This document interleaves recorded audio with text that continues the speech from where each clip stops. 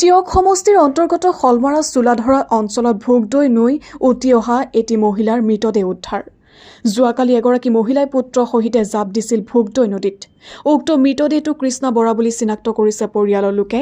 এতিয়ালৈকে উদ্ধাৰ হোৱা নাই মহিলাগৰাকীৰ 1 বছৰীয়া পুত্ৰ অংশুমান বৰাৰ মৃতদেহ।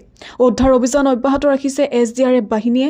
টিয়ক সমষ্টিৰ বিধায়কগৰাকীৰ তৎপৰতা আৰু স্থানীয় ৰাইজৰ সহযোগিতাত উদ্ধাৰ কৰা হয় মৃতদেহটো। সকলোৱে জ্ঞাত কালি পুৱা প্ৰায় 4মান বজাত মালপাম গাঁৱৰ নিবাসী কৃষ্ণা বৰাই তেওঁ স্বামী দেৱজিৎ বৰাৰ অত্যাচাৰত সহ্য কৰিব নোৱাৰি এবছৰ 8 মাহৰ এটি কণমানি শিশু বুকত লৈ আত্মজা দিয়ে।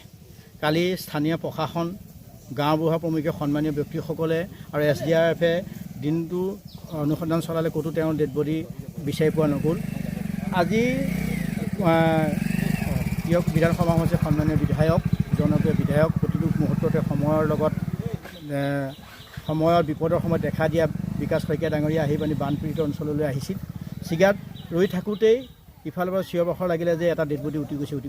তৎকালীনভাৱে বিকাশ শইকীয়া ডাঙৰীয়াই দৌৰি আহি ডেড বডিৰ পিছে পিছে আহি স্থানীয় দুজন ব্যক্তি ৰংমন আৰু তেখেতৰ ভাতৃয়ে এই ডেড বডিটো উদ্ধাৰ কৰিছে। ইতিমধ্যে চিনাক্তকৰণ হৈছে তেখেতৰ পৰিয়াল। আমি গম পাইছোঁ যে এই ডেড বডিটোৱেই হৈছে কালি সন্ধানী হৈ থকা কৃষ্ণা বৰা মৃতদেহ। বৰ্তমানলৈকে তেওঁ যি এবছৰ 8 মাহৰ কণমানি শিশুটো অংশুমান এতিয়ালৈকে কিন্তু বিচাৰি পোৱা নাই। SDRF আহিছে, গতিকে তেওঁলোকে বিচাৰ কুচাৰ কৰিব আৰু ইতিমধ্যে ডেড বডিটো আহি SDRF আৰু স্থানীয় পুলিবৰ থানা আৰক্ষী বিষয়াসকল আহিছে, গতিকে তেখেতসকলক চঞ্জী ল'বহি।